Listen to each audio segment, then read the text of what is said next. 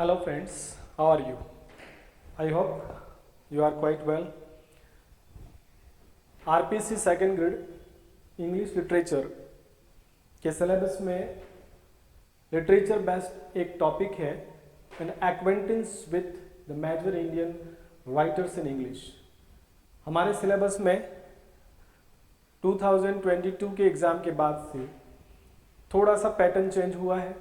पहले सभी major Indian writers हुआ करते थे सिलेबस में, लेकिन आफ्टर दैट कुछ टॉपिक सेलेक्टेड प्रिस्क्रिप्ट आपको दिए गए हैं। उसमें about there are 15 writers, major Indian writers wrote in English are prescribed here. There are 15 writers, you know. उन 15 राइटर्स में आज हम जिस राइटर को लेने जा रहे हैं, that writer is Manju Kapur. ठीक है, वैसे इस पर हम आज का ये जो हमारा वीडियो है उसमें डिस्क्रिप्टिव और ऑब्जेक्टिव, पीवाईक्यू, ऑब्जेक्टिव में भी पीवाईक्यू, प्रीवियस ईयर के कुछ क्वेश्चंस और important MCQ based on Manju Kapoor हम यहाँ पर इस वीडियो में लेने जा रहे हैं। आपके सामने सबसे पहले मैं इस आरपीसी सेकेंड ग्रेड के इस topic major Indian writers who wrote in English में जो टॉपिक हैं, जो 15 राइटर हैं, उन पर थोड़ा सा हम डिस्कशन कर लेते हैं। यहाँ पर जो इम्पोर्टेंट राइटर्स हैं उनमें कुछ तो पोएट्स हैं और कुछ यहाँ पर नॉवेलिस्ट और शॉर्ट स्टोरी राइटर्स हैं। इनमें हम अगर पोएट्स की बात करते हैं तो प्री इंडिपेंडेंट इंडिया के कुछ पोएट्स हैं इसमें, लाइक रविंद्रनाथ टैगोर, सरोजनी नायडू, तोरू दत्त। और पोस्ट इंडिपेंडेंस पोएट्स में भी यहाँ पर लाइक कमला दास, निजी निस्किल, अरुण कोलटकर एंड जयंत महापात्रा। कुछ रीजनल पोएट्स हैं इसमें जो अपनी रीजनल लैंग्वेज में भी लिखते थे और कुछ जो कि इंग्लिश में लिखते थे। इनका यहाँ पर एक लिस्ट आपके सामने है। दूसरी एक लिस्ट यहाँ पर जो इन 15 राइटर में मैंने यहाँ पर बनाई है वो है मुल्कराज आनंद, आर के नारायण। ये दोनों प्री इंडिपेंडेंट इंडिया के नॉवेलिस्ट हुआ करते थे। Then Anita Desai, Shashi Deshpande, Manju Kapoor, Arundhati Roy. This are some female writer जो कि पोस्ट इंडिपेंडेंस इंडिया की नॉवेलिस्ट राइटर कही जाती है, फेमिनिस्ट राइटर कही जाती है। Then there are 2 other names, Amitabh Ghosh and Ruskin Bond. This 2 are also very famous Indian writers who wrote in English. So there are total 15 writers you have to complete for this syllabus, जिसमें ये सारे writers यहाँ पर लिखे हुए हैं। उनमें हम यहाँ पर अब जो मॉडर्न इंग्लिश राइटर्स जो कि फेमिनिस्ट राइटर्स हैं, उनमें एक फीमेल राइटर है मंजू कपूर। मंजू कपूर को लेकर के आज हमारा वीडियो होगा। देखिए, लास्ट एग्जाम जो था 2022 का, उस एग्जाम में आपने देखा होगा कि लिटरेचर का जो पोर्शन था वो बहुत ही अनएक्सपेक्टेडली ज़्यादा पूछ लिया गया था। उसी बात को ध्यान में रखकर क्वेश्चन आने थे 20 और आ गए 70। उसी बात को ध्यान में रखकर हम यहाँ पर जो लिटरेचर का पोर्शन है उसको थोड़ा सा माइन्यूट और डिटेल स्टडी वाला रखेंगे। उसी बात को ध्यान में रखकर हमारा आज का टॉपिक हमने कुछ इस तरह से ही सेट किया है। मंजू कपूर राइटर के तौर पर हम यहाँ पर पढ़ने जा रहे हैं। देखिए, मंजू कपूर एक इंडियन पंजाबी नॉवलिस्ट है, मतलब इनका संबंध पंजाब से है। अमृतसर पंजाब में इनका जन्म हुआ है। ठीक है, मंजू कपूर आपके सामने यहाँ पर इमेज में दिख रहे हैं। मंजू कपूर का जन्म 1 जनवरी 1948 1948 1 जनवरी 1948 को अमृतसर पंजाब में जन्मी एक भारतीय पंजाबी उपन्यासकार के रूप में ये लेडी जानी जाती है। इन्होंने बहुत सारे ऐसे उपन्यास लिखे हैं जो फीमेल बेस्ड हैं। महिलाओं के अधिकारों, महिलाओं की आवाज़ बनकर मंजू कपूर ने अपने नॉवेल्स लिखे हैं। अपनी राइटिंग्स में फोकस ये जो करते हैं वो फीमेल कैरेक्टर्स पर ज़्यादा करते हैं। तो ये एक फेमिनिस्ट राइटर्स में बड़ी इंपॉर्टेंट राइटर्स, आपके 15 राइटर्स में मंजू कपूर है। मंजू कपूर को लेकर के आगे हम बढ़ते हैं। जन्म के संबंध में बात हो गई, इनका सामान्य सा परिचय कि एक भारतीय पंजाबी उपन्यासकार है। मंजू कपूर के लिखे गए जो नॉवेल्स हैं, खास करके आपका जो क्वेश्चन पुटअप हो रहा है एग्जाम में, लास्ट टाइम मंजू कपूर पर 2022 के एग्जाम में देयर वर 3 क्वेश्चंस, है ना। मंजू कपूर पर 3 प्रश्न थे वहां पर, और तीनों ही क्वेश्चंस उसके नॉवेल, उसकी नॉवेल्स की थीम और नॉवेल्स के कैरेक्टर्स, मतलब आपको यहां पर इंट्रोडक्शन ऑफ हर नॉवेल्स, ठीक है, नॉवेल्स को लेकर के नॉवेल्स के जो कैरेक्टर्स हैं और नॉवेल्स की जो थीम, जिन थीम्स पर मंजू कपूर ने लिखा है। तो यहाँ पर बात करते हैं मंजू कपूर के जो नॉवेल्स जो उन्होंने लिखे, उनमें 7 नॉवेल यहाँ पर लिखे हुए आपको मिलेंगे। मंजू कपूर ने टोटल 7 नॉवेल लिखे हैं अभी तक, जिनमें उसका डेब्यू नॉवेल जो था, डेब्यू नॉवेल मतलब पहला नॉवेल उसका कौन सा था, तो आपको ध्यान रखना है debut novel is difficult daughters. Her first novel, her very first novel was difficult daughters, published in 1998। First novel का जानकारी रखें, क्योंकि मेनली देखा जाता है, मोस्टली देखा जाता है कि जब भी किसी राइटर पर क्वेश्चन होता है तो उसके पहले नॉवेल पर, उसकी पहली राइटिंग पर ज़्यादा फोकस किया जाता है। यहाँ पर देखें, पहला जो नॉवेल था उनका, उस नॉवेल के लिए इन्हें एक प्राइज भी मिला है, एक पुरस्कार भी इन्हें मिला था। और वो पुरस्कार 98 के बाद 99 में, ध्यान दें कि 99 में, 1999 में उन्हें डिफिकल्ट डॉटर्स के लिए ही कॉमनवेल्थ राइटर्स प्राइज मिला था। ध्यान दें ये बात कि कॉमनवेल्थ राइटर्स प्राइज इन्हें मिला 99 में फॉर डिफिकल्ट डॉटर्स, ठीक है। इस पर हम आगे डिटेल में भी बात करेंगे, कैरेक्टर्स एंड थीम्स पर। हर सेकेंड नॉवेल, देखो, first novel was difficult daughters, और first novel was difficult daughter. 98 में ये पब्लिश हुआ, और 99 में इस नॉवेल के लिए इन्हें कॉमनवेल्थ जो राइटर्स प्राइज था, ये प्राइज उन्हें मिला था। और वो भी यूरेशिया सेक्शन। यूरेशिया सेक्शन का मतलब ये है कि जब कॉमनवेल्थ राइटर्स प्राइज मिला था तो जो यूरोप और एशिया के जो राइटर्स थे उनके वर्ग में इन्हें कॉमनवेल्थ राइटर्स प्राइज मिला था डिफिकल्ट डॉटर्स के लिए। बस her second novel, now we take her second novel a married woman. देखिए, इनके नॉवेल्स में आपको डॉटर्स, वुमन, फीमेल कैरेक्टर्स ही मिलेंगे। तो दूसरा इनका नॉवेल था married woman, a married woman. ध्यान दें, दूसरा नॉवेल है मैरिड वुमन, एक विवाहित महिला, है ना, किस प्रकार सोचती है, किस प्रकार जीती है, उस पर एक नॉवेल है इनका। The second novel was married woman. Manju Kapoor second novel was married woman, है ना। और ये नॉवेल उन्होंने पब्लिश हुआ उनका 2003 में। ध्यान दें, ये 98 में, ये 2003 में। Her third novel was home. The third novel was home. ध्यान दें, होम 2006 में लिखा गया नॉवेल है, और थर्ड नॉवेल वाज होम। और होम नॉवेल ये भी एक इंटरनेशनल बेस्ट सेलर उनका नॉवेल था, जो कि इन्होंने जो लिखा है 2006 में।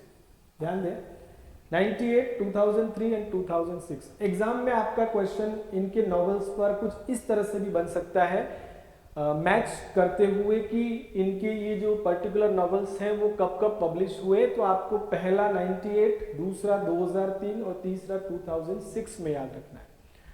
अगर इसको आप याद रखना चाहें 532 है ना, 532 322 इस तरह से आप याद रख सकते हो। मैं बता रहा हूं इसको कैसे याद करना आपको। चौथा नॉवेल इनका था the immigrant which was written in 2008। The immigrant was written in 2008 और इस नॉवेल को भी एक प्राइज मिला है, DSC prize for South Asian literature. 2011 में एक्चुअल में ये प्राइज इन्हें मिला नहीं था। दिस नॉवेल वॉज शॉर्टलिस्टेड, है ना, इसे शॉर्टलिस्ट किया गया था। साउथ एशियन लिटरेचर के लिए एक डीएससी प्राइज मिलता है, DSC prize for South Asian literature के लिए इन्हें 2011 में शॉर्टलिस्ट किया गया था। मीन कि इमिग्रेंट पब्लिश हुआ 2008 में, लेकिन उसके लिए जो प्राइज शॉर्टलिस्ट हुआ था वो 2011 में हुआ था। तो आप 4 नॉवेल अभी तक देख चुके हैं इनके। एक तो difficult daughters, second one married woman, third one home, fourth one is the immigrant. देखिए इमिग्रेंट नॉवेल जो है वह नॉवेल प्रवासी भारतीय के रूप में, इसके अंदर एक फीमेल कैरेक्टर है, उनके पति हैं, है ना। इमिग्रेंट नॉवेल उनका 4th नॉवेल था जो कि कब लिखा गया, तो ये नॉवेल 2008 में लिखा गया था। ध्यान दें 2008 में द इमिग्रेंट लिखा था इन्होंने। And the next and 5th novel of Manju Kapoor was custody. 2011 में लिखा गया एक नॉवेल इनका कस्टडी है। कस्टडी डाइवोर्स्ड पेरेंट्स के बच्चों की कस्टडी को लेकर के कि वो किसके पास रहेंगे, लड़ाई पति और पत्नी के बीच की कहानी इस कस्टडी के अंदर बता रखी है। कस्टडी नॉवेल उनका 2011 में उन्होंने पब्लिश किया, 2011 में पब्लिश हुआ, कस्टडी था। तो 5th novel was custody. And the 6th and 7th, 6th novel 2014 में इनका आया, शेपिंग द वर्ल्ड। ध्यान दें 2014 में। यहाँ पर कुछ नॉवेल्स को लेकर के हम अगर ध्यान रखें तो पहला इनका नॉवेल जो था वो डिफिकल्ट डॉटर्स था। डिफिकल्ट डॉटर्स आया 98, ध्यान दें। Then the number 2, novel number 2 was a married woman. A married woman, ठीक है। मैरिड वुमन कब आया, 2003 के अंदर। Then the 3rd novel was home. Home 2006 में पब्लिश हुआ। And the 4th was the immigrant. Immigrant novel जो था उनका, ये नॉवेल 2008 में पब्लिश हुआ, 2008 में। और 5th नॉवेल आपका यहाँ लिखा हुआ है कस्टडी। कस्टडी 2011 में, ठीक है। तो पहले 5 नॉवेल देखें आप, 98, 2003, 2006, 2008, 2011। इन दोनों के बीच का डिफरेंस 5 ईयर है, इन दोनों के बीच का डिफरेंस 3 ईयर है, इन दोनों के बीच का डिफरेंस 2 ईयर है। 532 ये डिफरेंस याद रखें एक तो। देन अगेन 3 इयर्स डिफरेंस, ठीक है। और उसके बाद फिर एक 3 साल का अंतर और फिर 2 साल का अंतर। इस तरह से आपके 6th नॉवल उनका जो था, एक्चुअल में ये नॉवल नहीं है, ये जो राइटिंग है इनका, ये एक एंथोलॉजी है, anthology of 23 women writers, shaping the world. Shaping the world was written in 2014, है ना। 2014 में ये एक एंथोलॉजी है 23 वुमेन राइटर्स की, जो इंडियन सब कॉन्टिनेंट की महिला कुछ राइटर्स हैं, उनका जो राइटिंग जर्नी है, उस राइटिंग जर्नी को इस बुक के अंदर हमारी इस मंजू कपूर द्वारा लिखा गया। 23 वुमेन राइटर्स के बारे में बात कर रही एक बुक है ये शेपिंग द वर्ल्ड, ये एग्जाम में आ सकता है कि शेपिंग द वर्ल्ड में क्या विषय है, तो ये टाइप की एंथोलॉजी है ना, of 23 women writers of Indian subcontinent, और उनकी राइटिंग जर्नी इसमें बता रखी है। Then the seventh and last, seventh novel written by her was brothers, ठीक है।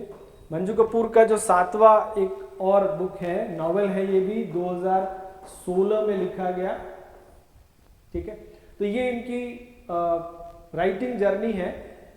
Difficult daughters 98, married woman 2003, home 2006, immigrant 2008, custody 2011, shaping the world 2014 and brothers 2016। ये देखें आप, shaping the world women writers को लेकर के, ये वुमेन राइटर्स के नाम यहाँ पर लिखे हुए हैं, अमीना हुसैन, अमृता पाटिल, अनीता नायर, अंजुम हसन, अनुराधा मारवा, वापसी से दुआ, बीना शाह, जयश्री मिश्रा, जानिस पैरियट, कावेरी नमसियन, है ना, लावण्या शंकरन, इस तरह से मंजू कपूर, मीरा चंद, मिशी सरन, मोनी मोहसिन, नमिता देवदयाल, रूफ रिमैन, शशि देश पांडे, श्रीनी एंटोनी, सुजैन, तानिया, तिशानी दोषी, इस तरह की ये 23 विमेन राइटर्स का इस शेपिंग द वर्ल्ड बुक में राइटिंग जर्नी को बता रखा है। And the last novel written by her was brothers, ठीक है। Brothers was written in 2016। तो ब्रदर्स लास्ट नॉवेल है इनका, सबसे लेटेस्ट नॉवेल अगर पूछा जाए आपसे तो ब्रदर्स है, और सबसे पहला नॉवेल पूछा जाए तो डिफिकल्ट डॉटर्स है। तो इस प्रकार हमारी राइटर मंजू कपूर द्वारा लिखे गए ये राइटिंग्स की ये पूरी एक लिस्ट थी। Difficult daughters, married woman, home. Exam में आपके क्वेश्चंस इनके नॉवेल्स के नाम और उनकी पब्लिशन ईयर पर भी आ सकते हैं। The immigrant, custody, shaping the world and brothers, है ना, दिस वर हर राइटिंग्स। तो आप ध्यान दें, ये आप एक बार थोड़ा सा देख लें, क्योंकि ये इनके पब्लिकेशन ईयर्स जो हैं वो इनके साथ में जोड़ करके आपको पूछे जा सकते हैं। तो ये डिफरेंस ऑफ ईयर्स आप ध्यान दें कि तो याद हो जाएगा आपको, पहले और दूसरे नॉवेल में 5 साल का फर्क है। Then again difference of 3 year, then 2 year, then again 3 year, then again 3 year, then again 2 years. तो 532, 32, 332 आप याद रखें। कैसे याद रखेंगे समझ गया, 532, 332। अगर आप डिफरेंस याद रखेंगे तो इनके सभी नॉवेल्स फर्स्ट और लास्ट का याद कर लेंगे आप, तो बीच वाले ईयर्स अपने आप निकल जाएंगे। तो इस प्रकार मंजू कपूर ने ये 7 बुक्स लिखी हैं। अब देखिए, इन बुक्स पर हम अगर बात करते हैं तो एक इंपॉर्टेंट सी बात मैंने अभी बताया था कि इन पर जो क्वेश्चंस बने थे, इनके नॉवेल्स, उनके कैरेक्टर्स, एक तो उनके नॉवेल्स पर, उनके नॉवेल्स के कैरेक्टर्स पर, और उन नॉवेल्स की थीम्स पर क्वेश्चंस बने हैं, ठीक है। उनके द्वारा प्राप्त कुछ अवार्ड्स हैं, उन पर भी बने हैं। एक इम्पॉर्टेंट फैक्ट कि उनके नॉवेल्स पर कुछ टीवी सीरियल्स बने हैं, कुछ वेब सीरीज बनी है, तो उन पर भी क्वेश्चन आपका पुटअप लास्ट टाइम हुआ है। तो पहले हम बात कर लेते हैं उनके फीमेल कैरेक्टर्स की। उनके नॉवेल्स के जो फीमेल कैरेक्टर्स हैं, फीमेल कैरेक्टर्स उन महिला पात्रों की बात कर रहे हैं जो उनके नॉवेल्स में मुख्य रूप से लिखे गए हैं, और कुछ अदर कैरेक्टर्स के नेम भी आपको ध्यान देने हैं, जैसे कि मेल और जो चाइल्ड कैरेक्टर्स हैं उनको भी आप ध्यान रखें, नाम ध्यान रखने की कोशिश करनी है, क्योंकि लास्ट टाइम उनके एक नॉवेल के कुछ कैरेक्टर्स के नाम दे करके पूछा था कि ये जो कैरेक्टर्स हैं निम्न में से किस नॉवेल में बात करते हैं। तो आपको मैं यहाँ पर कुछ उनके इम्पोर्टेंट जो नॉवेल्स हैं उन नॉवेल्स के कुछ कैरेक्टर पर हम बात कर लेते हैं। यहाँ पर 5 इनके क्रमशः नॉवेल्स लिखे हुए हैं। Difficult daughters, married woman, home, the immigrant and custody, ठीक है। एक बार फिर से मैं आपको बता देता हूँ कि इनके इन 5 ही नॉवेल्स में कुछ फीमेल कैरेक्टर्स खास करके, क्योंकि ये जो महिला है, ये जो राइटर है, वो फीमेल्स पर ज़्यादा लिखती है, तो इम्पॉर्टेंटली बात की जाए तो इनके फीमेल राइटर्स पर क्वेश्चन पुटअप हो सकता है। तो डिफिकल्ट डॉटर्स जो आपका नॉवल है, इसमें जो दो पात्र हैं, दो फीमेल कैरेक्टर हैं, ये माँ और बेटी का पात्र है, वीरमती और ईडा। ठीक है, ध्यान देना, वीरमती माँ है, she was mother and Ida was her daughter. ठीक है, तो वीरमती और ईडा पात्र डिफिकल्ट डॉटर्स के दो महिला पात्र हैं, और उसमें एक जो मेल कैरेक्टर है हरीश, जो कि एक मैरिड पर्सन है, प्रोफेसर है, और इसी हरीश से जो मैरिड मैन है वीरमती को प्रेम हो जाता है, और वही प्रेम समाज में उसे एक प्रकार से समाज के खिलाफ जाकर के वह हरीश से प्रेम करती है। तो वही कॉम्प्लेक्सिटीज यहाँ पर महिला के साथ क्या हो रही है वो इसमें बताने की कोशिश की गई है। तो हरीश यहाँ पर वीरमती का लव इंटरेस्ट है, ईडा इनकी बेटी है, वीरमती की बेटी है। ठीक है, तो आप ध्यान दें, यहाँ पर आपको याद ये रखना है कि ये पात्र डिफिकल्ट डॉटर्स का है। कैसे याद रखोगे आप? तो याद रखने का तरीका मैं बता रहा हूँ आपको। अगर आपने ये नॉवेल नहीं भी पढ़ा है तो आप कैरेक्टर का नाम जरूर याद रख सकते हैं। कैसे याद रखोगे? तो ध्यान दें यहाँ पर कि डॉटर्स, यहाँ पर देखो वीरमती, वीर शब्द आ रहा है, वीर है ना, वीर, वीरांगना। अगर हम याद रखें तो बेटियां हमेशा क्या होती है?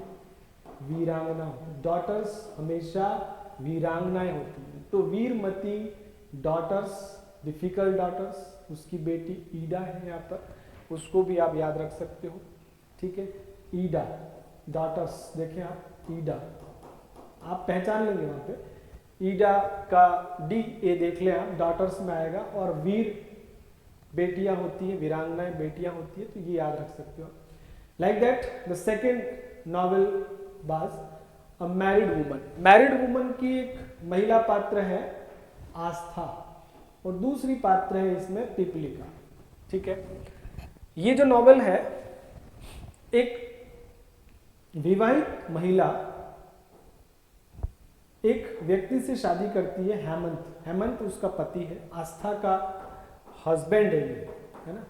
लेकिन अपने मैरिड लाइफ से वह खुश नहीं होती है, और वह अपना जो प्रेम है वो एक महिला में देखती है। पिपलिका जो है वो उसकी लेस्बियन यहाँ पर प्रेमिका है पिपलिका, जिससे आस्था को प्रेम हो जाता है।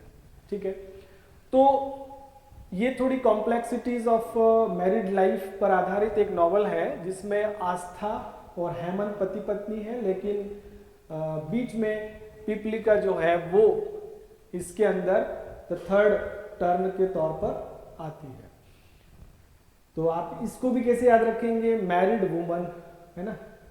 तो यहां पर हम याद रखें मैरिड वर्ड से, मैरिड, है ना, मैरिड कपल है यहाँ पर आस्था और हेमंत, उन दोनों की शादी होती है।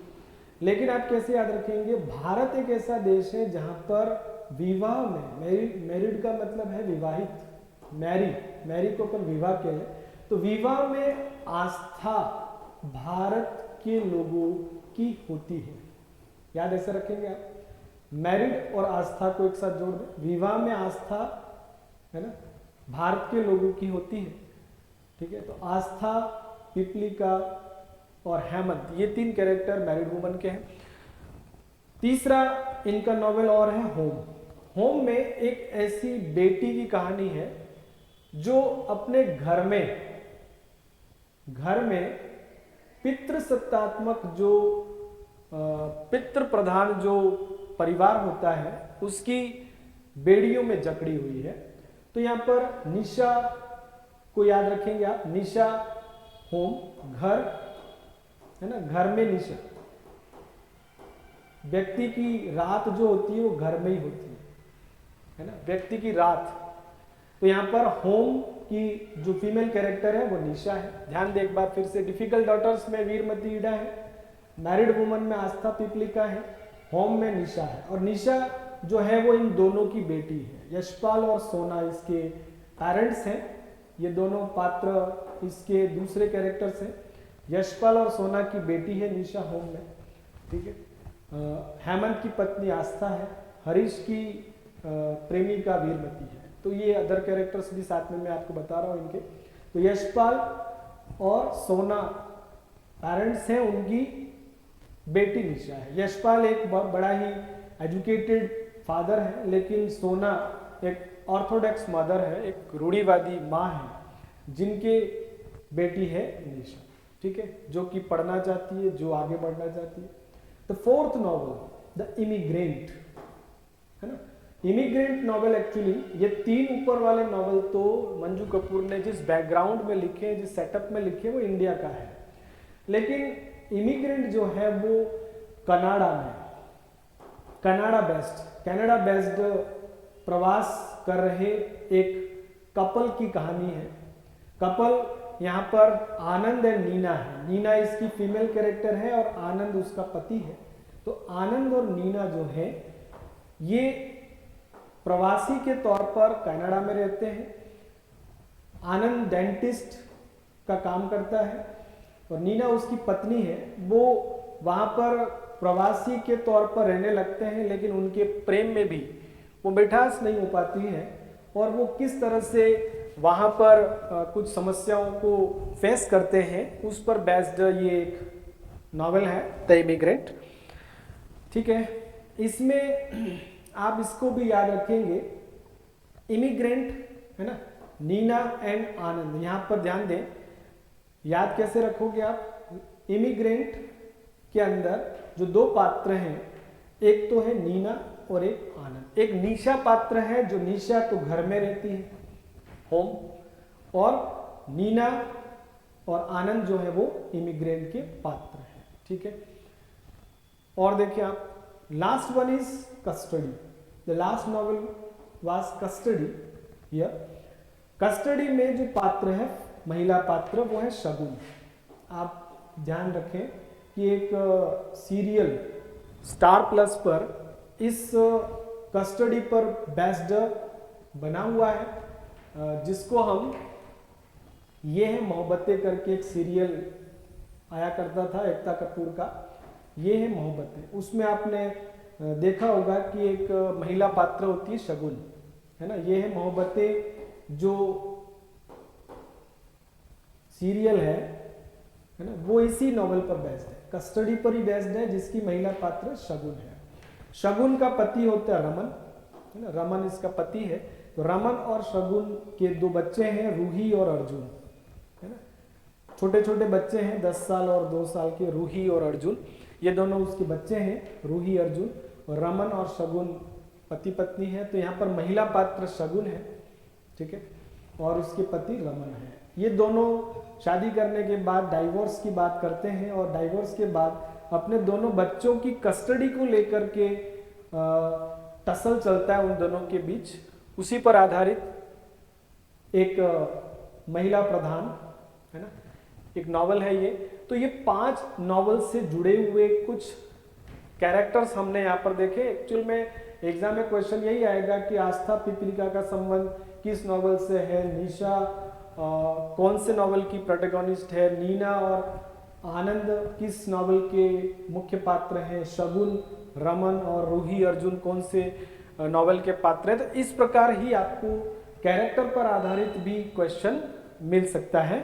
तो आप यहाँ पर ध्यान दें, कुछ कैरेक्टर पर आधारित यहाँ पर हम बात कर रहे हैं। तो अगेन बीटेक नेक्स्ट थिंग कि मंजू कपूर के नॉवेल पर आधारित कुछ ऐसे टीवी सीरियल्स और वेब सीरीजेस बनी हुई हैं, तो उस पर भी लास्ट टाइम एक क्वेश्चन था।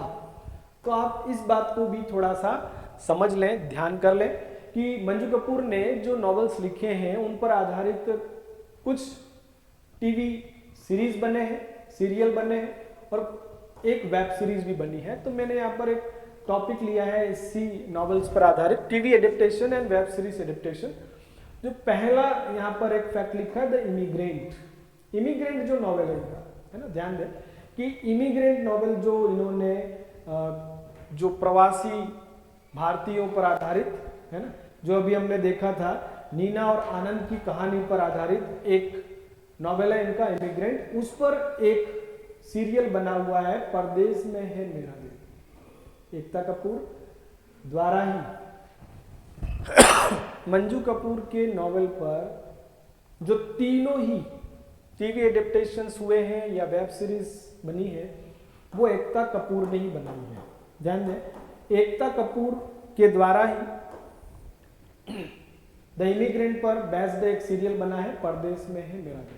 इस पर क्वेश्चन आ चुका है, ये इंपॉर्टेंट फैक्ट है, परदेश में है मेरा दिल। अब इसको याद कैसे रखोगे आप, क्योंकि कस्टडी पर भी उसी एकता कपूर ने एक सीरियल बनाया है, ये है मोहब्बतें। ध्यान दें, दो बातें हैं, इमिग्रेंट पर परदेश में है मेरा दिल और कस्टडी पर ये है मोहब्बतें। ठीक है, अब देखो एक बात, अब याद कैसे रखेंगे, इमिग्रेंट का मतलब होता है प्रवास और प्रवास होता है परदेश में। इमिग्रेंट क्या होता है, प्रवासी, प्रवास करना, और प्रवास कहाँ होता है, परदेश में। तो आपको याद रखना है इमिग्रेंट से जुड़ा हुआ एक जो उनका सीरियल है जो उन पर बना हुआ है वो है परदेश में है मेरा दिल। तो आप प्रवास से परदेश को जोड़ करके याद कर लो। ठीक है, दूसरा इनका जो नॉवेल है अ मैरिड वुमन, ध्यान दें, मैरिड वुमन पर एक्चुअल में कोई सीरियल नहीं बना है, एक वेब सीरीज बनी हुई है जो हाल ही में एकता कपूर ने बनाई है, जिसका नाम, उस वेब सीरीज का नाम अगर याद रखें तो द मैरिड वुमन है। ध्यान दें, है ना, नॉवेल का नाम अ मैरिड वुमन है लेकिन उस वेब सीरीज का नाम है द मैरिड वुमन। ये भी एक इंपॉर्टेंट फैक्ट है कि द मैरिड वुमन किसकी वेब सीरीज है, तो एकता कपूर की जो ALT फिल्म्स है ना, उसके द्वारा प्रोड्यूस्ड एक वेब सीरीज है जिसका नाम द मैरिड वुमन है, जो कि एकता कपूर के एक नॉवेल अ मैरिड वुमन पर आधारित है। ठीक है, ये ध्यान दें, मैरिड वुमन पर आधारित है। तो दो तो बातें हो गई, इमिग्रेंट पर बेस्ड जो सीरियल है वो परदेश में है मेरा दिल, और मैरिड वुमन पर बेस्ड एक वेब सीरीज है जिसका नाम है द मैरिड वुमन। ठीक है, द थर्ड वन कस्टडी, तीसरा नॉवेल जो इनका कस्टडी है, जो हम अभी देख चुके हैं कि कस्टडी उनका जो नॉवेल पांचवा नॉवेल है। देखो, एक चौथे नॉवेल पर बना इमिग्रेंट, दूसरे नॉवेल पर बनी वेब सीरीज, और पांचवा नॉवेल कस्टडी है। कस्टडी पर बेस्ड जो सीरियल है वो भी स्टार प्लस पर एक सीरियल दिखाया जाता था पहले, एकता कपूर ने ही उसको भी प्रोड्यूस किया है, डायरेक्ट किया है, वो है ये है मोहब्बतें, हिंदी सीरियल है।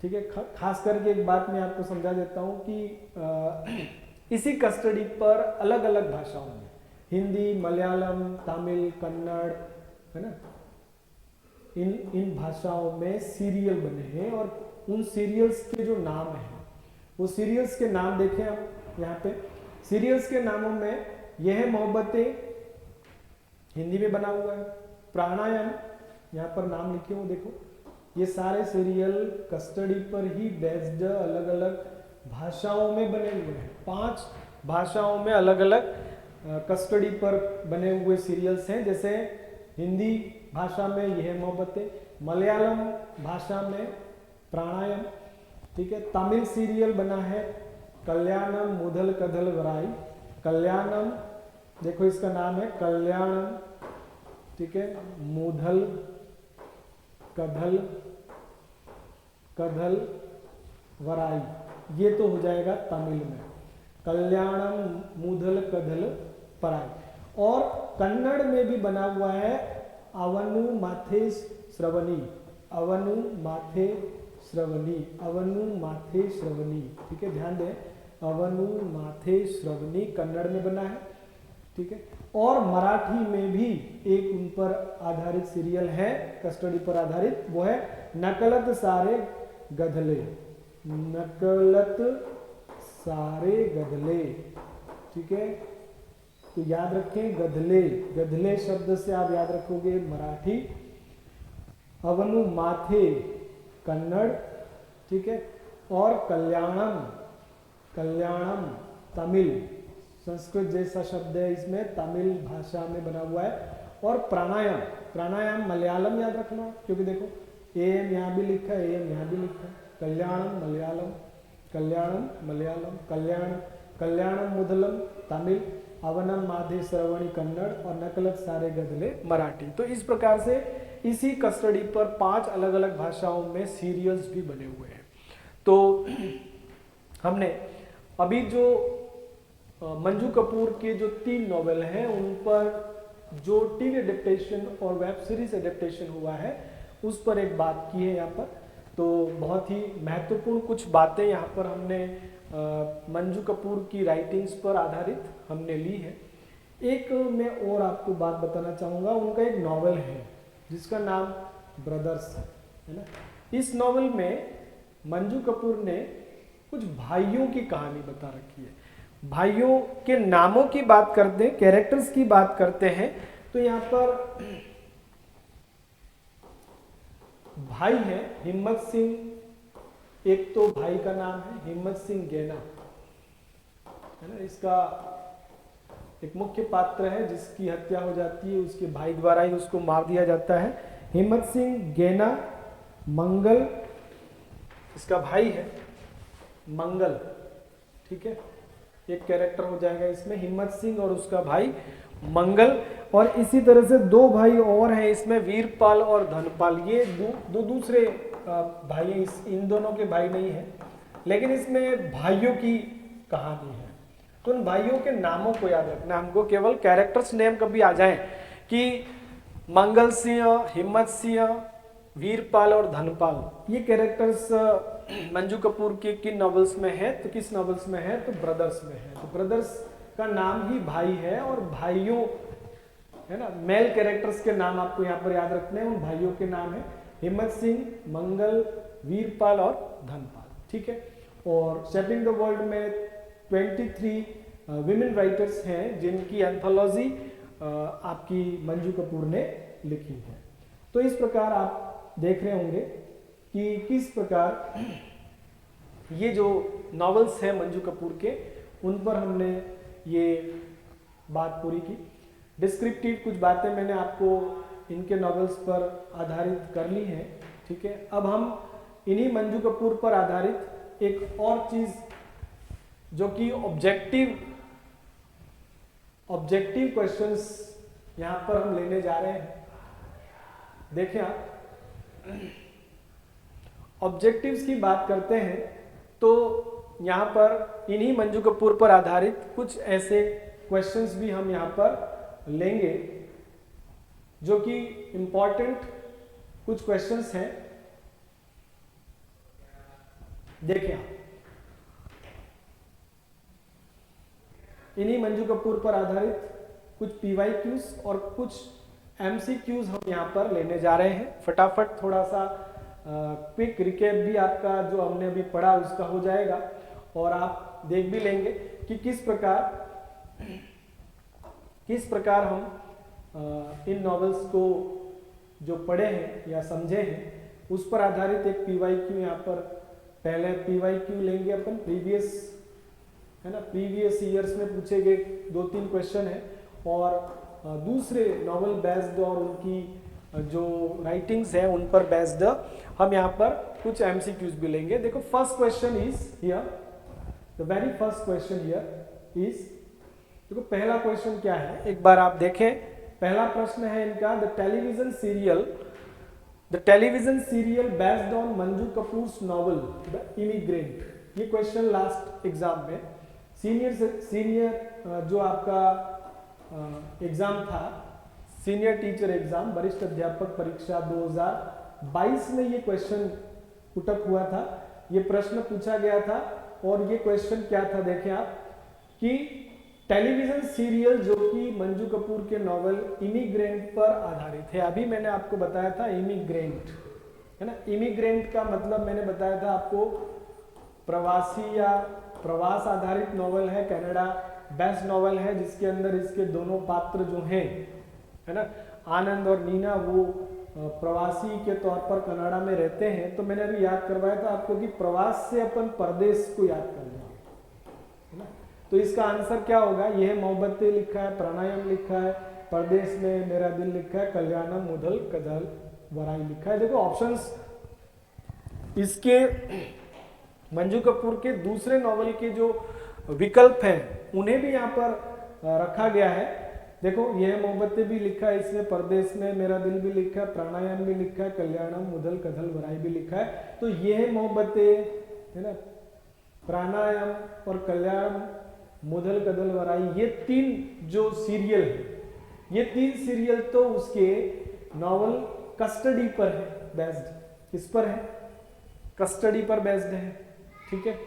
लेकिन हमारा प्रश्न है इमिग्रेंट पर आधारित कौन सा सीरियल है, तो इमिग्रेंट पर आधारित जो मैंने बताया अभी आपको, प्रवास परदेश में होता है, तो सीधे याद रख लो परदेश में है मेरा दिल, ठीक है, परदेश में है मेरा दिल। ये सीरियल जो है ये इनके इमिग्रेंट पर बेस्ड है, ठीक है। तो देखिए अभी जो आप लोगों ने पढ़ा था उसी से संबंधित या उसी जैसा क्वेश्चन बन चुका है, बना हुआ है। इसी प्रकार हम दूसरा एक क्वेश्चन और ले रहे हैं। दूसरा प्रश्न क्या है, देखो आप, दूसरा प्रश्न यहां पर है कि कुछ कैरेक्टर्स के नाम यहां पर लिखे हुए हैं। वीरमती, देखो Virmati, Shakuntala and Swarna choose not to confirm to social standards, name the novel and the writer. मतलब यहां पर इन कैरेक्टर्स पर प्रश्न था कि वीरमती, शकुंतला और स्वर्णा, ये तीन पात्र, ठीक है ना, ये तीन पात्र किस नॉवल और उस नॉवलिस्ट का नाम पूछा गया था यहां पर। ये भी क्वेश्चन आपका 22 की एग्जाम में पूछा गया है, ठीक है। तो यहां पर सीधी सी बात है, क्वेश्चन कैरेक्टर को लेकर था कि ये कैरेक्टर किस नॉवल से जुड़े हुए हैं। तो आपको बता देता हूं मैं कि ये जो कैरेक्टर्स हैं, this characters are related to which novel and which novelist. तो यहाँ पर ऑप्शन है the god of small things, Arundhati Roy, Arundhati Roy का एक नॉवेल है god of small things, Velutha वाला। शशि देशपांडे का है that long silence. Manju Kapoor का लिखा है इसमें डिफिकल्ट डॉटर्स, और मंजू कपूर का एक मैरिड वुमन भी लिखा है। लेकिन ध्यान दें यहाँ पर कैरेक्टर का नाम, एक कैरेक्टर के नाम से भी उत्तर निकल सकता है। अभी आपने पढ़ा था कि वीरमती और ईडा जो माँ बेटी हैं, ये वीर कौन होती है, डॉटर्स होती है ना। तो यहां पर सीधा उत्तर हो जाएगा difficult daughters by Manju Kapoor. तो इसका आंसर हो गया difficult daughters by Manju Kapoor, क्योंकि मैरिड वुमन तो आस्था की कहानी है। आस्था और पिपलिका दो कैरेक्टर यदि आपको पूछे तो आस्था और पिपलिका जो है वो मैरिड वुमन की कैरेक्टर्स है ना। लेकिन वीरमती, ईडा, शकुंतला ये कैरेक्टर्स इसके डिफिकल्ट डॉटर्स में है। तो आप इसको भी अच्छे से ध्यान रख सकते हो, ठीक है। The third question next, the third question is was also asked in senior teacher exam 2022, और ये क्वेश्चन है कि विच of the following statement is not true. यहां पर ध्यान दें, कभी भी ऐसा क्वेश्चन आए स्टेटमेंट वाला तो आपको ट्रू अनट्रू वाली बात है ना, ट्रू अनट्रू, नॉट ट्रू, इस तरह के जो निर्देश है उनको जरूर देख लें कि सत्य कथन क्या है या सत्य कथन क्या है, या फॉल्स स्टेटमेंट पूछ ले, है ना। तो आपको उन शब्दों को ध्यान देना है। तो इसका मतलब ये हो रहा है कि इन चार में से कौन सा स्टेटमेंट यहां पर सही नहीं है। तो यहां पर देखें, she doesn't ever address any socio political issues in the country, एक विकल्प लिखा है। दूसरा novel a married woman was called fluent and witty in the independent. अगर आप मैरिड वुमन को पढ़ते हैं तो ये बात यहाँ पर आएगी कि this novel was called a fluent and witty in the independent. She touches basic social themes. देखो ये लाइन इंपॉर्टेंट है मंजू कपूर पर, आप ध्यान दें कि ये कुछ सामाजिक कथानकों पर लिखती है, थीम्स पर लिखती है। और मंजू कपूर के नॉवेल्स की जो थीम्स है यहाँ पर देखो, एक बार ध्यान रखना, ये बात आपको तैयार कर लेनी है। Marriage, girl education, dowry, religion, इन थीम्स पर आधारित इनके नॉवेल्स होते हैं, वो इनको छूती हैं। विवाह के मुद्दों को, है ना, गर्ल एजुकेशन, है ना, बालिका शिक्षा मुख्य बात है इनके नॉवेल्स की थीम्स में। डाउरी दहेज को लेकर भी बात होती है, धर्म को लेकर भी बात होती है, राजनीति को लेकर भी इसके नॉवेल्स में बात होती है। तो this are basic social themes, है ना, which she touches in her novels। और फोर्थ है, she won the Commonwealth Prize for the first novel for difficult daughters। ये बात भी हमने पढ़ी अभी कि डिफिकल्ट डॉटर्स के लिए इन्हें एक प्राइज मिला है, कॉमनवेल्थ प्राइज फॉर लिटरेचर, है ना, यूरेशिया सेक्शन का एक अवार्ड इनको मिला था 99 के अंदर डिफिकल्ट डॉटर्स के लिए। तो ये कथन भी आप देख लें। तो चारों कथनों में देखिए ये कथन सही है इनका। Married woman was fluent and witty in independence, she touches this themes और शी वन दिस अवार्ड। लेकिन पहला जो ये स्टेटमेंट लिखा है कि शी डजंट एवर एड्रेस, कि उन्होंने कभी संबोधित नहीं किया है यानी सोशियो पॉलिटिकल इश्यूज। लेकिन ये बात सही है कि वो हमेशा अपने नॉवेल्स में सोशियो पॉलिटिकल इश्यूज को भी उठाती है ना, सामाजिक राजनीतिक जो मुद्दे हैं उनको भी उन्होंने उठाया है।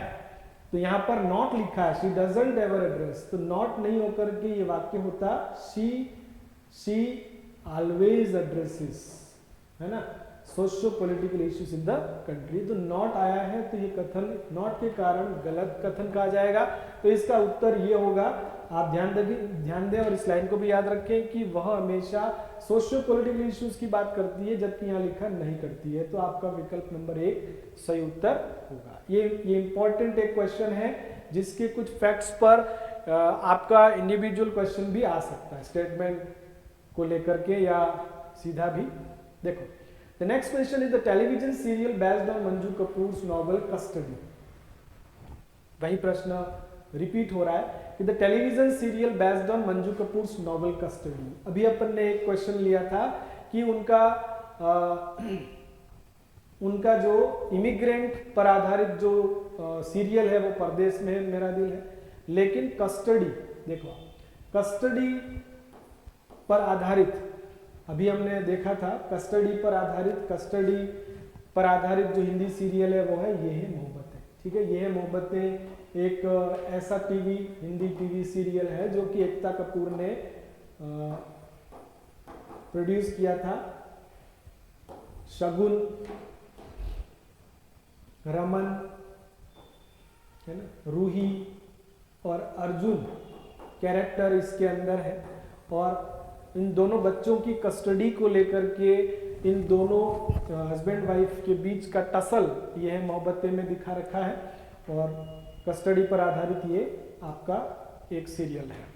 परदेश में है मेरा दिल का इमिग्रेंट होगा, द इमिग्रेंट पर बेस्ड जो है ना सीरियल है वो ये है, लेकिन हमारा इसका उत्तर होगा ये है मोहब्बतें, याद रखिए आप।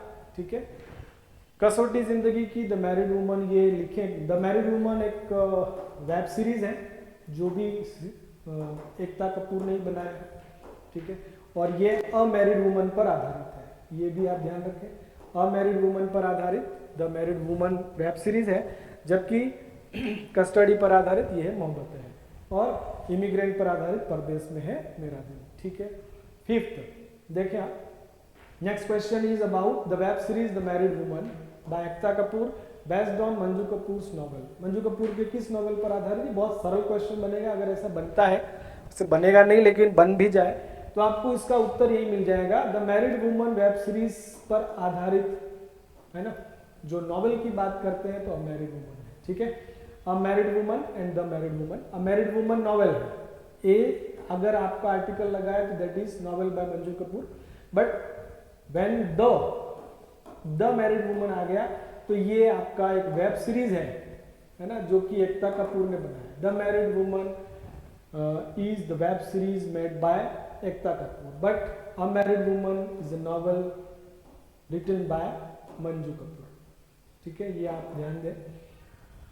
Next question we take the और next question is for which novel did Manju Kapur win Commonwealth prize. Eurasia section का कॉमनवेल्थ है ना राइटर्स प्राइज मंजू कपूर को किस नॉवेल के लिए मिला है, अभी भी बात की थी हमने, ये रिपीट हो चुकी है बात कि इनका नॉवेल जो कि उनका वेरी फर्स्ट नॉवेल था 98 में पब्लिश्ड डिफिकल्ट डॉटर्स के लिए 99 में, ध्यान दें यहाँ पर 1999 में ये प्राइज इनको मिला था, commonwealth prize for Eurasia section she got in 99 for difficult daughters published in 98। ठीक है, तो मंजू कपूर को ये एक बहुत ही फेमस अवार्ड, इस पर भी लास्ट एग्जाम में स्टेटमेंट था, है ना। For which novel Manju Kapoor was shortlisted, यहाँ पर अगला क्वेश्चन इसी तरह का अगर बनता है तो आपको वो क्वेश्चन मिलेगा कि किस नॉवेल को शॉर्टलिस्ट किया गया था DSC prize for South Asian literature. दक्षिण भारतीय साहित्य का एक पुरस्कार है डीएससी प्राइज, ठीक है। उस डीएससी प्राइज के लिए कौन सा नॉवेल इनका शॉर्टलिस्ट हुआ था। शॉर्टलिस्ट का मतलब होता है कि जैसे 5 नॉवेल को वहां पर नामित किया गया है, उनमें से किसी एक को मिलता है, इसको मिला नहीं था, लेकिन this novel was shortlisted for DSC prize for South Asian literature. तो वो नॉवेल आपका यहाँ पर होगा द इमिग्रेंट, है ना। ध्यान दें, इमिग्रेंट जो नॉवेल है आपका, उस नॉवेल को 2011 में शॉर्टलिस्ट किया गया था, ठीक है। इमिग्रेंट नॉवेल को शॉर्टलिस्टेड किया गया था DSC prize for South Asian literature के लिए, ये भी आप ध्यान दें। एक तो आपका हो गया जिसके लिए उनको अवार्ड मिला है डिफिकल्ट डॉटर्स, 99 में कॉमनवेल्थ प्राइज यूरेशिया सेक्शन का मिला, जबकि दूसरा नॉवेल इनका द इमिग्रेंट है ना, जिसके लिए 2011 में उन्हें शॉर्टलिस्ट किया गया था डीएससी प्राइज के लिए। देखिए अब नेक्स्ट क्वेश्चन आपका, अब हमने कैरेक्टर्स, है ना, थीम्स और उनके अवार्ड्स, उनके नॉवेल्स, ठीक है। उसके अलावा अगला क्वेश्चन बन रहा है what is the recurring theme in most of Manju Kapoor's novel. Important question है ये, ध्यान दें, very important question it is कि सॉरी, मंजू कपूर के नॉवेल्स की रिकरिंग थीम कौन सी होती है। रिकरिंग थीम का मतलब कि मोस्टली उस थीम को जरूर मंजू कपूर अपने नॉवेल्स में रखती है। तो यहाँ पर 4 ऑप्शन लिखे हैं, हिस्टोरिकल इवेंट्स, क्या ऐतिहासिक घटनाओं पर आधारित होते हैं उनके novel, gender roles and women struggles, science fiction, mythological reinterpretations. तो आप सीधी सी बात है कि जहाँ पर महिलाओं की, जहाँ पर बालिकाओं की, जहाँ पर अगर जेंडर रोल की बात आती है, लैंगिक संवेदनशीलता की बात आती है ना, लिंग गतिशीलता की बात आती है, महिलाओं के स्ट्रगल की बात आती है, क्योंकि इनके लगभग नॉवल जो हैं The very 5 novels are based on women's struggles, ठीक है। जेंडर इक्वालिटी की बात, जेंडर रोल्स की बात इनके नॉवेल्स में मोस्टली हुई है। तो इसका आंसर आप हमेशा ध्यान दें कि यहाँ पर एक तो जेंडर रोल्स और वुमेन्स स्ट्रगल्स की बात उसके नॉवेल करते हैं। तो ये आप इनकी रिकरिंग थीम को भी दिमाग में रखें, ये आ सकता है क्वेश्चन कभी। Which novel marked Manju Kapoor's debut as a writer. सीधा सा क्वेश्चन है कि इनका कौन सा नॉवेल है जो कि as a writer debut novel कहा गया है, मतलब कि इन्होंने अपना जो लेखन कार्य है उसकी शुरुआत डेब्यू कहाँ पर किया था, कौन से नॉवेल से डेब्यू किया था।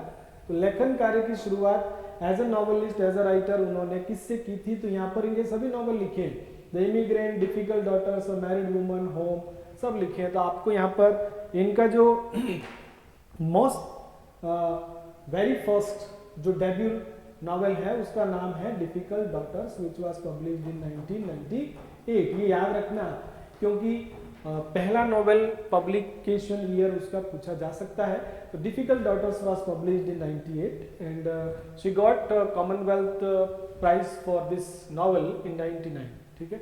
तो पहला नॉवेल आपको याद रखना है मंजू कपूर का, जो कि डिफिकल्ट डॉटर है।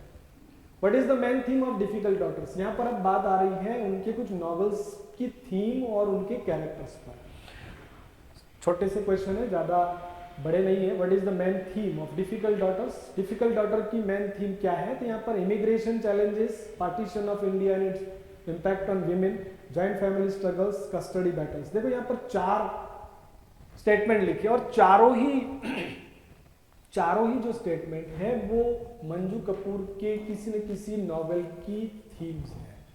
मंजू कपूर के जो नॉवेल्स हैं उनकी यदि मेजर थीम्स की बात करते हैं अलग अलग नॉवेल्स की, तो यहाँ पर 4 विकल्प लिखे हैं और चारों में ही कोई न कोई थीम लिखी हुई है उनके नॉवेल्स की। लेकिन पहले हम बात कर लेते हैं डिफिकल्ट डॉटर्स की। डिफिकल्ट डॉटर्स की जो स्टोरी बैकग्राउंड है वो पार्टीशन ऑफ इंडिया टाइम है ना, जब भारत पाकिस्तान का जो पार्टीशन हुआ था, विभाजन काल जो था, उस विभाजन के काल की हिस्टोरिकल बैकग्राउंड पर आधारित डिफिकल्ट डॉटर्स है ना नॉवेल है। और उसका पार्टीशन का विमेन पर क्या प्रभाव पड़ा था, महिलाओं पर पार्टीशन का क्या प्रभाव पड़ा था, वो वीरमती की कहानी से आप पढ़ते हैं डिफिकल्ट डॉटर्स में। तो इसका आंसर होगा partition of India and it's impact on women. अब इसका जो पहला विकल्प लिखा देखिए आप, फर्स्ट इमिग्रेशन चैलेंजेस। अब इमिग्रेशन चैलेंजेस किसकी थीम होगी, तो ये सीधी सी बात है, उनका एक novel the immigrant. The immigrant novel में जो थीम है वो इमिग्रेशन की कुछ चैलेंजेस होती है, प्रवास के दौरान कुछ चुनौतियां सामना करना पड़ती हैं, उन्हीं पर आधारित उनका द इमिग्रेशन। और जॉइंट फैमिली स्ट्रगल्स, देखो यहाँ पर एक और थीम लिखी है जो उनके एक नॉवेल है होम, उनका जो तीसरा नॉवेल है होम, उस होम में निशा एक पात्र है और निशा जो है वो फेस करती है जॉइंट फैमिली की स्ट्रगल को, है ना, कि कैसे संयुक्त परिवार की कुछ चुनौतियां होती हैं, संयुक्त परिवार के कुछ संघर्ष होते हैं, उस पर आधारित है ना। संयुक्त परिवार में किस प्रकार एक लड़की को स्वतंत्रताएं नहीं मिलती हैं, उस पर आधारित एक उनका नॉवेल है होम, जिसकी थीम जॉइंट फैमिली स्ट्रगल्स है।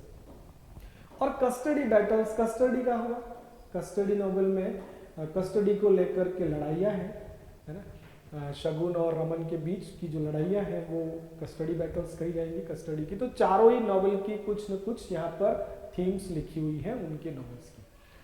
अगला क्वेश्चन देखते हैं नेक्स्ट अप, है ना। नेक्स्ट क्वेश्चन इज कि in which novel does Manju Kapur explore the challenges faced by an immigrant couple in Canada. देखो यहाँ पर सीधा सा क्वेश्चन है, जैसे ही इमिग्रेंट वर्ड आ जाए और इमिग्रेशन उनका किस देश में प्रवास है, तो वो कनाडा में रहते हैं, है ना। ध्यान दें, कनाडा में 2 पात्र यहाँ पर, एक तो नीना, ठीक है, इमिग्रेशन के अंदर जो 2 पात्र हैं वो 2 यही हैं, नीना और उसका जो हस्बैंड है आनंद, ठीक है ना। नीना एंड आनंद दोनों ही कपल जो है इमिग्रेशन कपल होता है जो कनाडा के अंदर चैलेंजेस फेस करता है। तो इसका आंसर सीधा सा हो जाएगा द इमिग्रेंट, है ना, क्योंकि इमिग्रेशन चैलेंजेस की बात अभी हमने पढ़ी है कि ये इमिग्रेशन के जो चैलेंजेस हैं वो उनके नॉवल द इमिग्रेंट के अंदर फेस किए जाते हैं उसके 2 पात्रों के द्वारा, ठीक है। बाकी ऑप्शंस भी उनके नॉवेल्स हैं, लेकिन यहाँ पर सीधा आंसर यही होगा। अब देखें नेक्स्ट, और next question is which Manju Kapoors novel deals with themes of divorce and child custody. एक तो डाइवोर्स की थीम है यहाँ पर, मतलब तलाक, कपल के बीच तलाक की बात, और उनके बच्चों की परवरिश या उसकी कस्टडी किसके पास रहेगी, कौन रखेगा बच्चों को, इस बात को लेकर के एक नॉवेल इनका है। और यहाँ पर भी उत्तर सीधा बन जाएगा, जैसे ही कस्टडी आया तो आंसर होगा कस्टडी में ही। कस्टडी जो आपका नॉवेल है जिसमें शगुन और रमन के बीच रूही और अर्जुन की कस्टडी को लेकर के डाइवर्स जो कपल है उसके बीच टसल को दिखाया गया है इस नॉवेल के अंदर। The next question is what central issue does a married woman address. उनका एक दूसरा जो नॉवेल है डिफिकल्ट डॉटर्स के बाद मैरिड वुमन, उसमें कौन सा सेंट्रल इशू यहाँ पर केंद्रीय मुद्दा यहाँ पर रखा गया। याद रखना कि ये जो नॉवेल है मैरिड वुमन, वो इसका केंद्रीय विषय या मुद्दा क्या है, तो मैरिड वुमन आस्था की कहानी है और हेमंत की कहानी है। हेमंत से वो शादी करती है लेकिन उस शादी से वह खुश नहीं होती है, तो उसका एक फीमेल कैरेक्टर पीपलिका से, है ना, पिपलिका से उसको प्रेम हो जाता है, लेस्बियन लव हो जाता है। देखो यहाँ पर एक विकल्प लिखा lesbian love and political activism, ठीक है ना। लेस्बियन लव मतलब कि दो महिलाओं के बीच के प्रेम को प्रदर्शित करने वाला ये नॉवल है। आस्था और पिपलिका का लेस्बियन लव भी इसमें, और पॉलिटिकल एक्टिविज्म भी उसका एक इशू है, राजनीतिक सक्रियता, क्योंकि ये जो पिपलिका है इसमें ये एक है ना पॉलिटिकल एक्टिविस्ट की पत्नी है, सोशल एक्टिविस्ट के तौर पर वो भी काम करती है।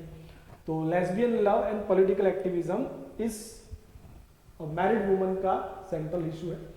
पार्टीशन एंड फैमिली रेस्पॉन्सिबिलिटीज, ये आपका नॉवल जो उनका पहला है, डिफिकल्ट डॉटर्स, है ना।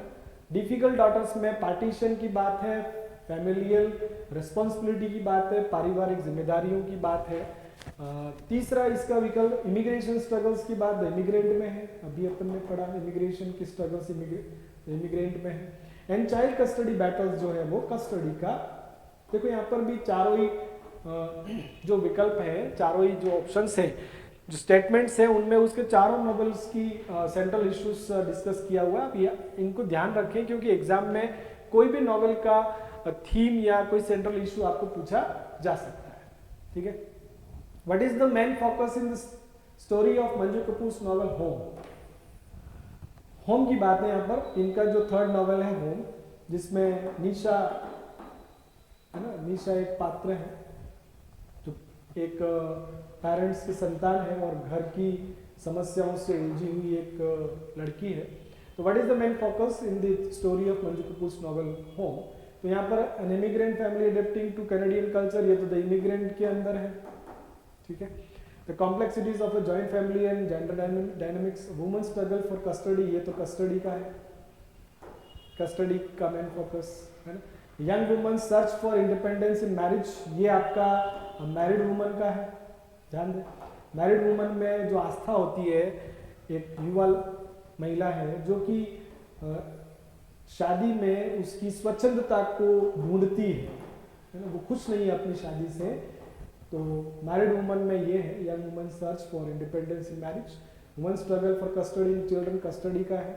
Complexities of a joint family and gender dynamics, देखो ये उत्तर है हमारे इस क्वेश्चन का, कि इसके अंदर संयुक्त परिवार की जो जटिलताएं हैं, कॉम्प्लेक्सिटीज हैं, और जो जेंडर डायनेमिक्स है। जेंडर डायनेमिक्स का मतलब वही है कि जो लैंगिक गतिशीलता है, लैंगिक गतिशीलता का मतलब एक लड़की को किस प्रकार अपने फ्रीडम के लिए, अपनी शिक्षा के लिए लड़ना पड़ता है, अपने आगे बढ़ने के लिए लड़ना पड़ता है किसी जॉइंट फैमिली में, ये होम के अंदर बता रखा है, ठीक है। माता पिता से कैसे लड़ाई करनी पड़ती है, पितृ प्रधान परिवार से कैसे लड़ाई करनी पड़ती है, ठीक है। Which of the following is not a novel written by Manju Kapoor, ये क्वेश्चन आ सकता है, इस तरह के ही प्रश्न आएंगे आपके कि कौन सा नॉवल मंजू कपूर ने नहीं लिखा है ना। It's not a novel written by Manju Kapoor. तो यहाँ पर एक पहला विकल्प लिखा है, ऑप्शन है brothers in custody, custody and the immigrant. देखो यहाँ पर कंफ्यूजन पैदा हो सकता है कि चार विकल्पों में 2 बार इन कस्टडी लिखा है और एक में कस्टडी लिखा है। ब्रदर्स तो उनका है, वेरी लेटेस्ट नॉवल ब्रदर्स, ठीक है। कस्टडी भी इनका नॉवल है जो हमने देखा, तो इमिग्रेंट भी इनका नॉवल है। कस्टडी रिटन बाय, ध्यान दें यहाँ पर 2 ऑप्शन लिखे हुए, थोड़े थोड़े समान, लेकिन दोनों में फर्क है। फर्क क्या है, हमारे सिलेबस में कस्टडी को लिखने वाली राइटर जो हम अभी पढ़ रहे हैं मंजू कपूर भी है ना, मंजू कपूर ने कस्टडी लिखा, लेकिन in custody novel was written by Anita Desai. ध्यान देना, एक राइटर हमारे सिलेबस में और है, फेमिनिस्ट राइटर अनीता देसाई। अनीता देसाई ने इन कस्टडी लिखा है 1984 में। 1984 में अनीता देसाई ने ये एक नॉवेल लिखा है इन कस्टडी, लेकिन custody was written in 2011 by Manju Kapoor. तो आपको ये दोनों बातें ध्यान देनी है कि किस प्रकार इन दोनों में फर्क है। मंजू कपूर ने कस्टडी लिखा है ना 2011 में, लेकिन in custody was written in 1984 by Anita Desai. तो यहाँ पर फर्क केवल इन वर्ड का है। तो इन कस्टडी किसका नॉवेल है, अनीता देसाई का है, ये आगे भी आपके काम आएगा जब अनीता देसाई आप पढ़ोगे, लेकिन इनमें से अपन को ऑड वन निकालना था। This 3 novels were written by Manju Kapur but in custody was written by Anita Desai in 1984।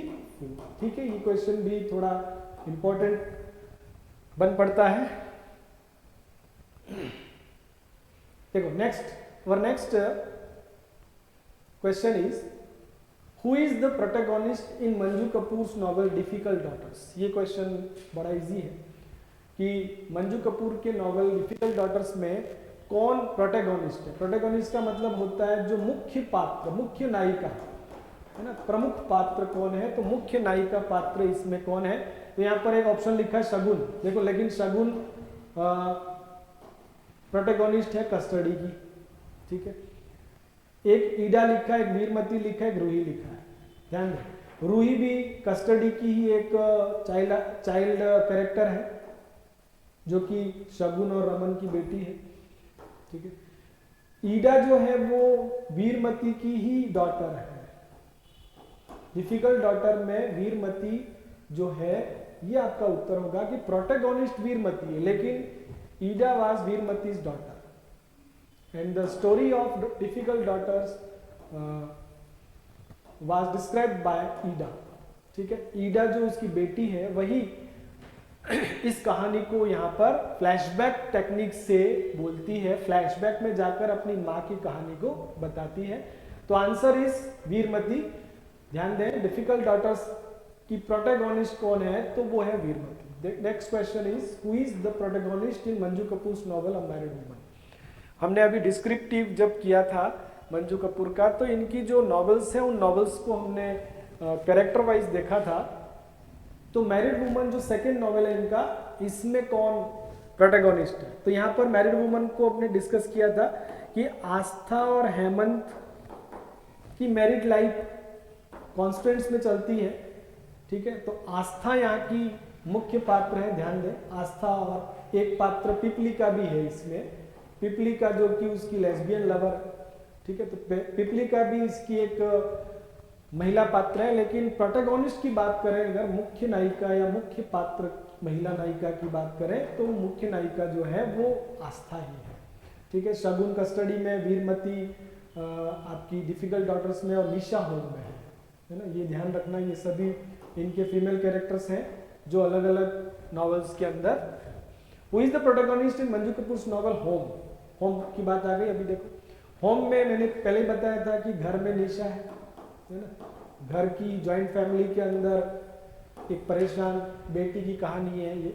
ठीक है, तो होम की प्रोटैगनिस्ट निशा है, वीरमती है आपकी डिफिकल्ट डॉटर्स की, शगुन जो है आपकी कस्टडी की प्रोटैगनिस्ट है, और आस्था जो है अभी अपन ने देखा कि अब मैरिड वुमन की एक प्रोटैगनिस्ट है। ठीक है, next question is who is the protagonist in Manju Kapoor's novel the immigrant, है ना। इमिग्रेंट में कौन है, तो इमिग्रेंट में जैसे अभी देखा हमने कि शगुन तो हो गई कस्टडी की, वीरमती हो गई आपकी डिफिकल्ट डॉटर्स की, निशा हो गई होम की, और नीना बच्ची कौन है, नीना। ध्यान दें यहाँ पर, नीना इमिग्रेंट, इसको याद ऐसे रखें, Neena is the protagonist in the immigrant novel immigrant. Who is the protagonist in Manju Kapoor's novel custody. अभी बात हुई थी custody of Ruhi and Arjun, tussle between Shagun and her husband, Shagun and her husband, उसका जो पति है रमन, उसके बीच में यहाँ पर संघर्ष चलता है for the custody of 2 children, Arjun and Ruhi.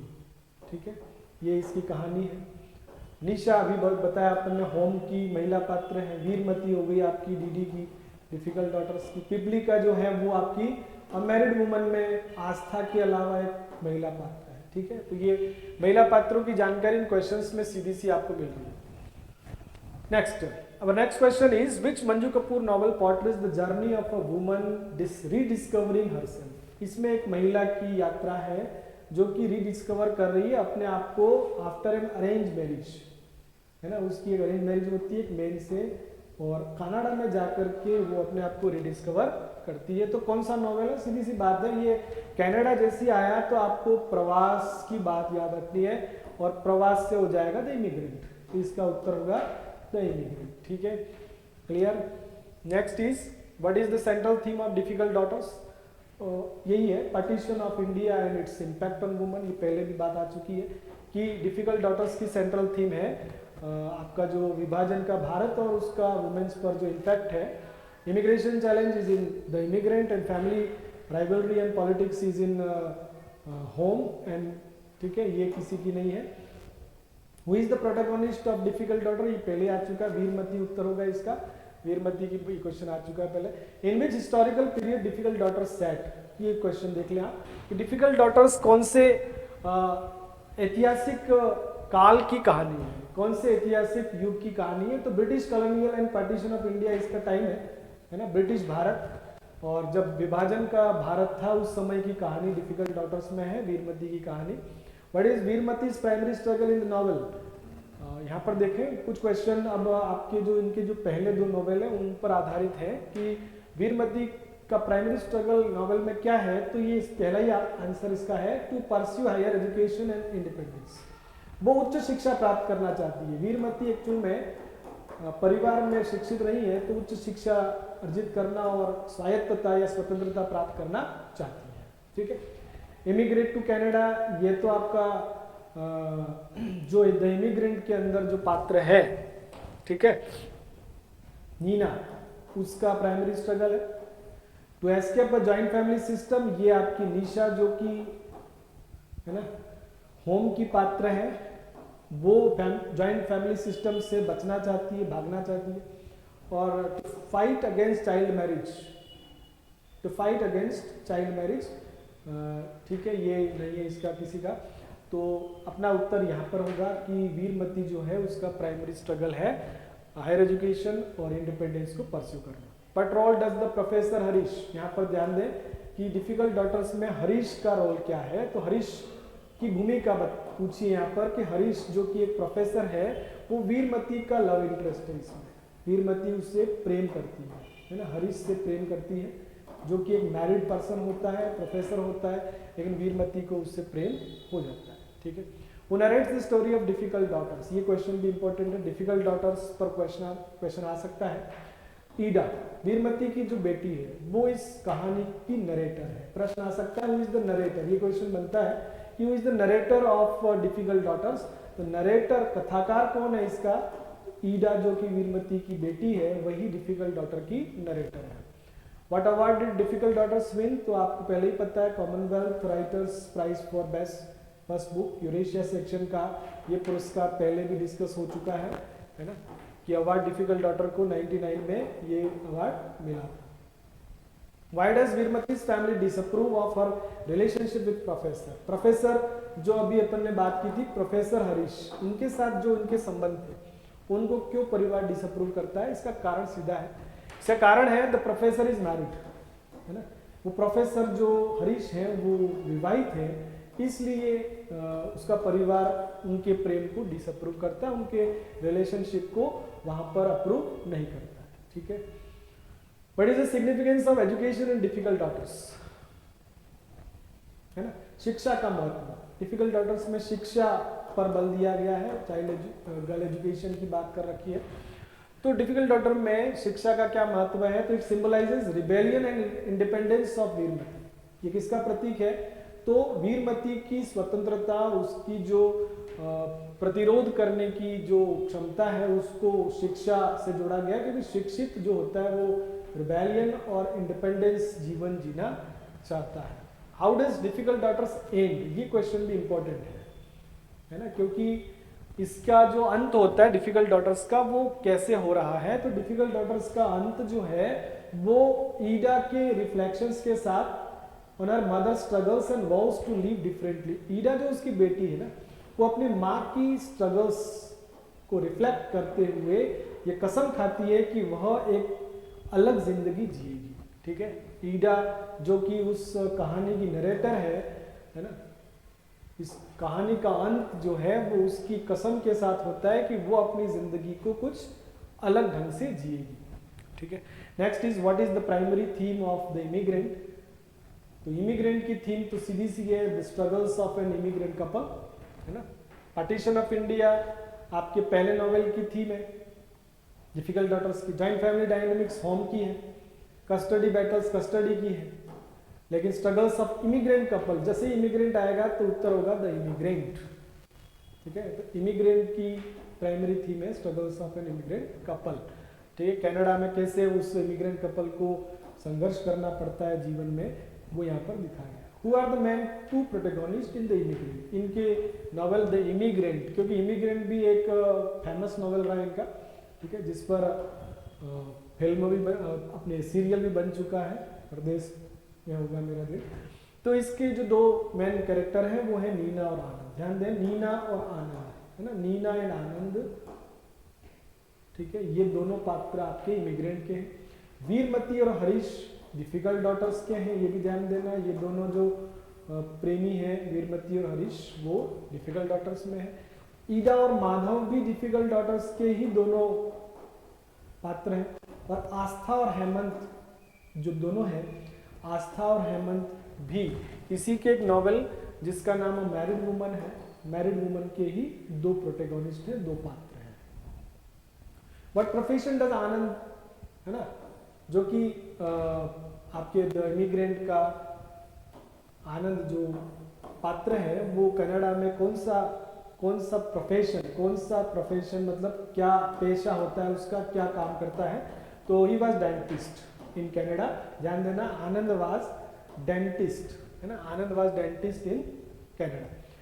What motivates Nina to agree to marry Anand. Actual में नीना क्यों शादी करती है आनंद से, है ना, द इमिग्रेंट में। तो उसकी डिजायर होती है to move abroad and escape societal pressure. ये याद रखना कि उसकी इच्छा क्या होती है कि वो विदेश में रहना चाहती है ना, और सामाजिक जो दबाव है उससे भागना चाहती है, उससे बचना चाहती है। इसलिए वो किसी ऐसे व्यक्ति से जो एनआरआई है उससे शादी कर लेती है और फिर कनाडा में जाकर के बस जाती है। वो विदेश में रहना पसंद करती है, वो विदेश में जाना पसंद करती है। तो इस तरह की बात इसके अंदर है। Where does Neena relocate after her marriage, है ना, कहाँ पर वह रिलोकेट का मतलब कि शादी के बाद, शादी तो ये लोग करते हैं भारत में, नीना और आनंद, लेकिन उसके बाद कहाँ पर जाकर के प्रवास करते हैं, रिलोकेट करते हैं। रिलोकेट का मतलब कि वो वहाँ जाकर रहने लगते हैं। तो वो कंट्री यहाँ पर जो बैकग्राउंड में है वो कनाडा है। इमिग्रेंट का जो देश है जिसमें जाकर के वो रहते हो कनाडा। ध्यान रखना, ये कनाडा प्रवास की कहानी है। Which challenge does Nina face as an immigrant in Canada, है ना, नीना जो है वो कनाडा में एज एन इमिग्रेंट क्या चैलेंज फेस करती है। तो यहाँ पर एक इम्पोर्टेंट उत्तर है, होम सिकनेस एंड आइसोलेशन। वो उसका पति अपना काम करता रहता है, अपना प्रोफेशन में व्यस्त रहता है, और वो होम सिक हो जाती है और आइसोलेशन में चली जाती है, एकाकी रह जाती है, अकेली रह जाती है ना, होम सिकनेस की शिकार हो जाती है। तो ये जो दो चुनौतियां हैं इस इमिग्रेंट में ये फेस करती है Nina, homesickness and isolation. ठीक है। What personal issue does Anand struggle with in the novel. Anand क्या इसमें ऐसे पर्सनल इश्यूज से स्ट्रगल करता है। तो infidelity and dissatisfaction in marriage, ये इसका आंसर है कि नीना का पति जो आनंद है वो एक तो इनफिडेलिटी का मतलब है कि वह व्यक्ति जो है वो व्यभिचार के अंदर है ना, बेवफाई करता है अपनी पत्नी से, और अपने विवाह से वो असंतुष्ट है ना, असंतुष्ट है अपने विवाह से और इनफिडेलिटी का शिकार है। तो ये दो पर्सनल इश्यू से स्ट्रगल कर रहा है वो व्यभिचार, है ना, एक तो बेवफाई और एक असंतुष्टि विवाह में। What does Neena eventually decide to do in her quest for independence. क्या करती है, मतलब स्वायत्त बनने के लिए, स्वतंत्र बनने के लिए नीना फाइनली क्या डिसाइड करती है। तो इसका आंसर सीधा ये होगा, शी परस्यूज हायर एजुकेशन, वह उच्च शिक्षा। देखो, डिफिकल्ट डॉटर्स में भी वीरमती शिक्षा प्राप्त करना चाहती है, और यहाँ पर भी जो नीना है वो भी हायर एजुकेशन को परस्यू करना चाहती है ताकि अपने लाइफ में वो आगे बढ़ सके। ठीक है। What aspects of immigrant life does the novel Immigrant critic? कौन सा ऐसा पहलू है इमिग्रेंट लाइफ का जो कि इमिग्रेंट नॉवल क्रिटिक करता है? तो यहाँ पर इसका आंसर होगा the emotional and psychological toll of adapting to a new culture. क्योंकि जब कोई व्यक्ति नई संस्कृति में जाता है, नए देश में रहने जाता है, तो किस प्रकार उसको इमोशनल और साइकोलॉजिकल टॉल झेलना पड़ता है और उसको अडेप्ट करना पड़ता है, उसके साथ रहना पड़ता है, उसको उस न्यू कल्चर को कैसे उसे, है ना, झेलना पड़ता है, उस पर आधारित ये बात है। What does the novel immigrant symbolise through the lives of Nina and Anand? Nina और आनंद के जीवन, है ना, को इमिग्रेंट कैसे या क्या सिंबलाइज करता है? तो यहाँ पर आंसर क्या होगा? The benefits of arrange marriage, the conflict between tradition and modernity, balancing personality with, yes. The third answer, the struggles of balancing personal identity, मतलब व्यक्तिगत पहचान को संतुलित करने का संघर्ष किसके साथ? विद कल्चरल एक्सपेक्टेशंस, क्योंकि विदेश में कुछ ऐसी सांस्कृतिक अपेक्षाएं होती हैं जो कि वहाँ पर रहने वाले लोगों से की जाती हैं, इसलिए ये बैलेंस, है ना, को दिखाने की कोशिश, struggles of balancing personal identity and cultural expectations immigrant के अंदर इनके जीवन से दिखाने की कोशिश की गई है। तो इस प्रकार हमने ये कुछ क्वेश्चंस थे जो PYQs थे एंड MCQs थे जो कि हमारे मंजू कपूर के नॉवेल्स और उसकी राइटिंग्स पर आधारित थे, उन्हें हमने किया है। तो आई होप कि आपको ये जो हमारा वीडियो होगा वो बहुत ही आपके लिए काम का होगा और आपको एग्जाम्स में इससे 100% क्वेश्चंस मिलेंगे, ये यहाँ पर मैं क्लेम करता हूँ, क्योंकि सारे इसके डिस्क्रिप्टिव एंड जो इसके ऑब्जेक्टिव क्वेश्चंस हैं उन सबको आपके सामने रखने की कोशिश की गई। बहुत बहुत धन्यवाद, आपने इस वीडियो में मंजू कपूर और उससे जुड़ी हुई राइटिंग्स पर आधारित इस वीडियो को देखा और आगे भी हमारे इसी सीरीज में major Indian writers in English पर हम अगले राइटर्स को भी बहुत जल्द लेंगे और आप तक जो महत्वपूर्ण उसकी इंफॉर्मेशंस है, बहुत महत्वपूर्ण जो फैक्ट्स हैं वो आप तक पहुंचाए जाएंगे। आई होप आपको आज का वीडियो बहुत ही पसंद आया होगा और आप हमारे चैनल को सब्सक्राइब कर लें ताकि आपको ऐसे ही इंटरेस्टिंग कुछ वीडियोस हम प्रोवाइड करवा पाएँ।